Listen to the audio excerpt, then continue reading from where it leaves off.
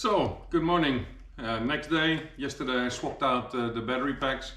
So today what we're going to do is with the Batt-O-Matics we're going to rebuild the top part of the Batt-O-Matic and basically swap out the older generation top for the newer generation top, which we have right here.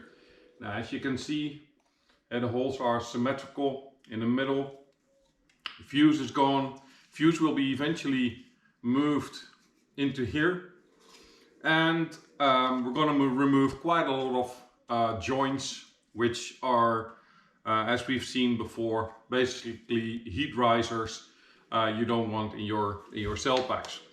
So Mark Stockton came a long way in improving the first design, which had those wire leads. Now it's studs that are off-center to a nicely centered solution without compromising the features that he had, which was trace fuses for every cell and a main fuse for the battery pack.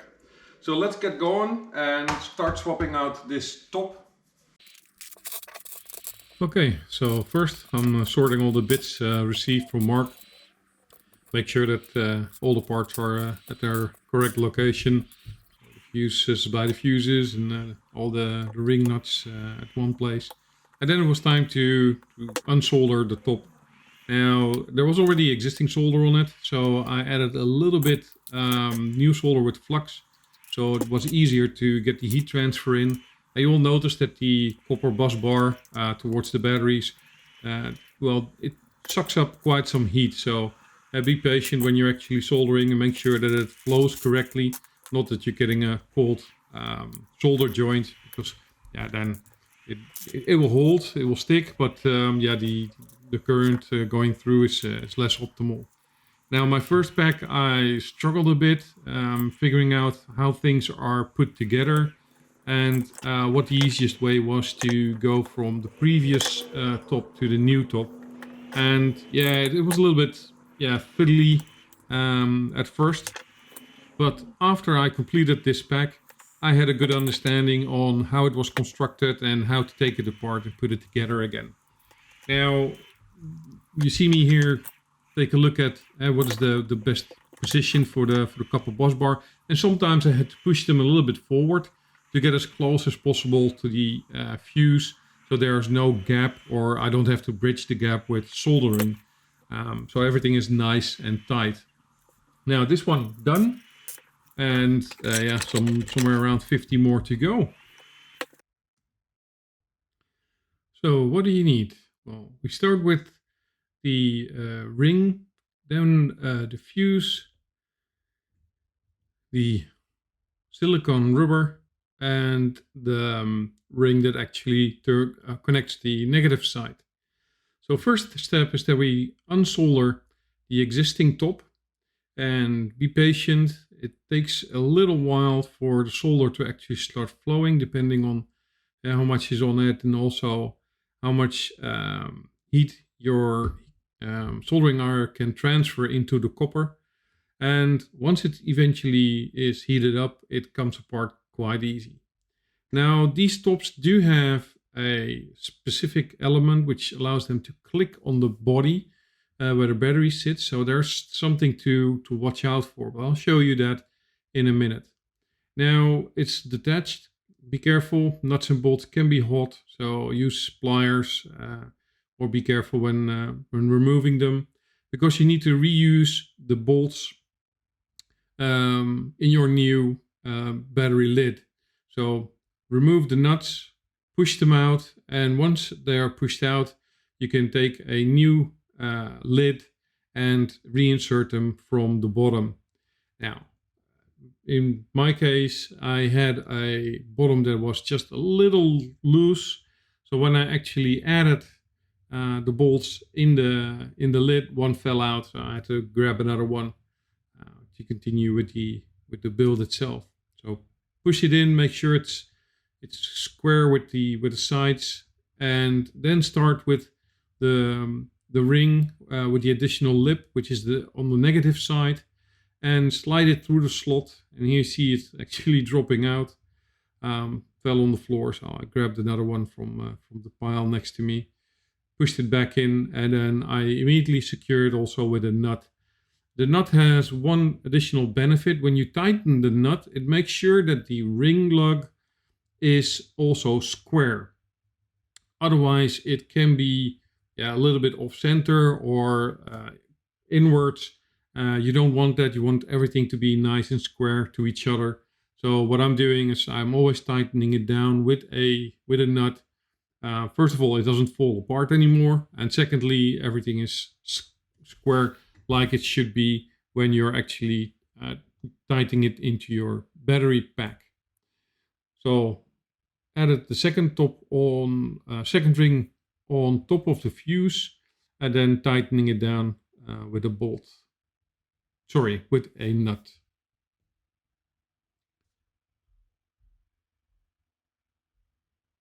So once everything is tightened down, you can mount the top to the bottom, and there are two grooves. It clicks in the bottom and top, and it allows it to align. You don't have to hold it tight. This one is aligning very nicely with the copper bus bar, so the only thing here left is to actually solder the top to the bottom using some fresh solder, and I'm using solder with a resin core, which basically has the flux already in the soldering itself. If you have solid core, make sure that you add some flux. It makes it a lot easier to flow the solder onto the new joints. The negative side, which make sure that it flows all right, and then slowly move away, not making any points in your soldering, because then the lid won't fit that nicely. So here we can take off the temporary bolts that were added, and the only thing left is to make sure that the ring terminal on the positive side is soldered to the fuse, which is now already on the bus bar in the battery pack. So hold it upside down. There you go. It's off. Now this one was a little bit unbalanced, so I needed to use my pliers to make sure that it didn't fall over. Making it difficult with the tripod in front of me and the camera in front of my nose to get everything also aligned and in focus. But I'm adding a little bit of solder onto the fuse, as you can see. And then I pre-solder also the ring lug with a little bit of soldering. Now be careful, that ring is of course quite hot.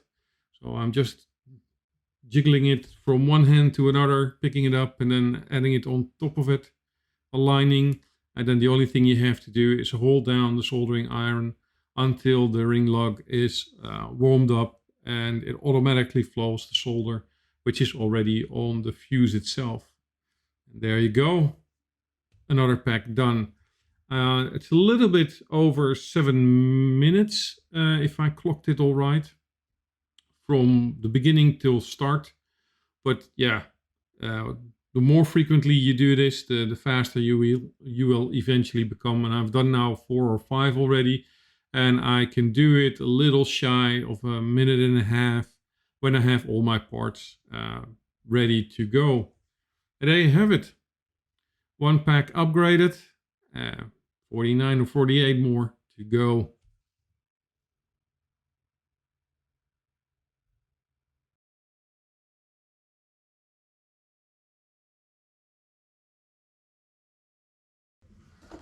All right, as you can see, I've done now 3 of them, 4 actually, in about 20 minutes.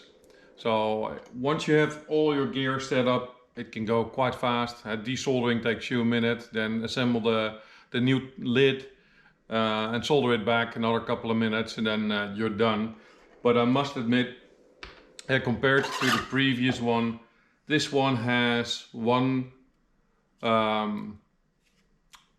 ring connected to the copper bar. There's just one solder joint, And then from here, on the positive side, there's also one solder joint, which makes it a lot less prone to heat rises. And this has been tested thoroughly.